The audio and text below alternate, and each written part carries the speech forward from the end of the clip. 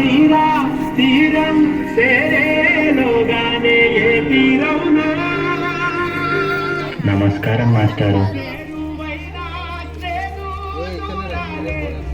పిల్లలు, ఈ ప్రశ్నకి మీరు ఎవరు సమాధానం ఇస్తారు? నేను చెప్తాను మాస్టారు. భీమరావు ఆగిపో. నువ్వు ఆ బెల్లాన్ని తాకితే దాని వెనకాల ఉన్న మా భోజనం మైలైపోతుంది. నువ్వు కూర్చో. నువ్వు వెళ్ళి రాయి భీమరావు.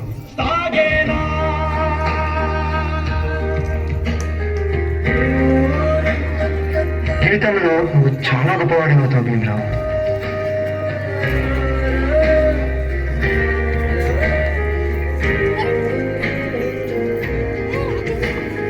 నీ వల్ల మా భోజనం మైలైపోయింది. ఇది కూడా నువ్వు పెట్టిను.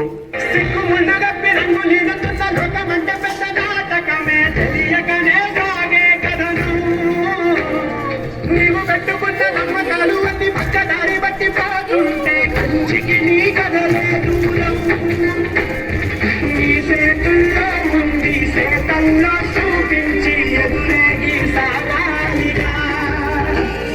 నీ పేరంలో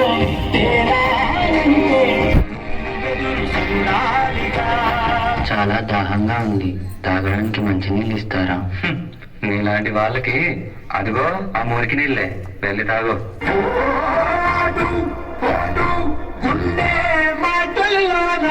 మనుషులు మనుషుల్లా చూడండి, పశువుల్లా కాదు.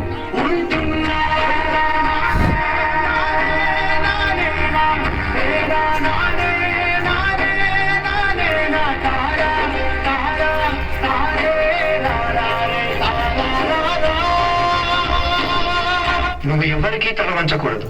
నీ చదువు నీ మార్గం కావాలి. విజ్ఞానమే నీ ధనం కావాలి. నీ వాళ్ళ కోసం నువ్వు ఒక దీపంలా నిలవాలి. నీ కృషి, పట్టుదల, దీక్ష మన భారతానికి రాజ్యాంగం కావాలి.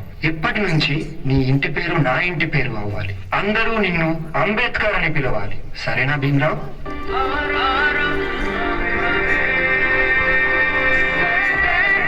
ఎంతమంది తనని తక్కువగా చూసినా చదివే లోకంగా మార్చుకొని మెట్రిక్ సాధించాడు. అదే సమయంలో పెద్దలు తన పెళ్లి కూడా చేశారు.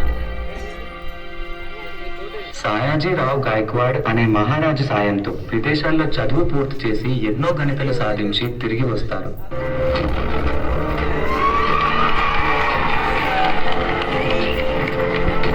బాబా, ఇన్ని సంవత్సరాలు గడిచినా ఈ ప్రజలు మారలేదు, మా బ్రతుకులు మారలేదు. ఎలాగైనా మా తలరాతను మార్చే దేవుడివి నువ్వే కావాలి బాబా.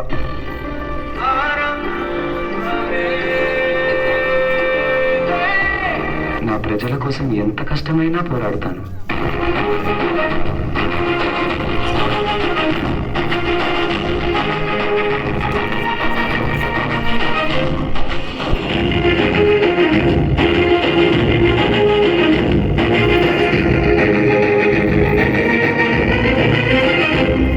భారత రాజ్యాంగం యొక్క మూసాయుధ కమిటీ అధ్యక్షుడిగా మిమ్మల్ని ఎన్నుకోవడం మాకు చాలా సంతోషంగా ఉంది.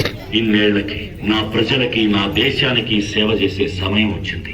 భారత రాజ్యాంగాన్ని నిర్మించే అవకాశం నాకు దక్కింది. దీనికోసం నా ప్రాణాలు అర్పించడానికైనా సిద్ధంగా ఉన్నాను.